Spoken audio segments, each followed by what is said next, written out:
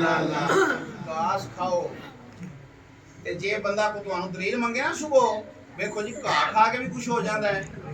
ते फिर उन्हें दलील ये देनी है कि हज़रत उम्मे सलमा सरकार दी बीवी ने साडी मां ने सरकार दी ज़ौजा ने उम्मे सलमा उन्हां सरकार दा जुब्बा मुबारक को रखिया सी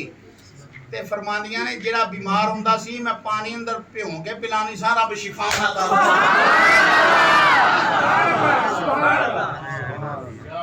ते जे बंदा फिर भी ना मन्ने ते फिर शहद वाली मिसाल देनी है शहद वाली केड़े वाली कादे वाली शहद वाली मिसाल देनी है। क्या बात है मौलाना रूम रहमतुल्लाह अलैह फरमाते ने मक्खी नूं हजूर ने पूछया नहीं कड़वे रस चूसनी आओ ते शहद मिठा देनी आओ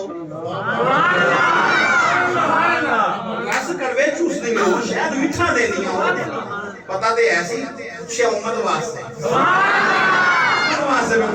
नहीं शहद किवें मिठा हो जाता है ते शहद दी मक्खी अजका दी वदुआ दे चेहरे वालिया महबूबा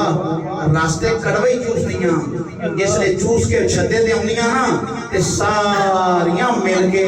तुहाडे ते दरूदो सलाम पढ़दियां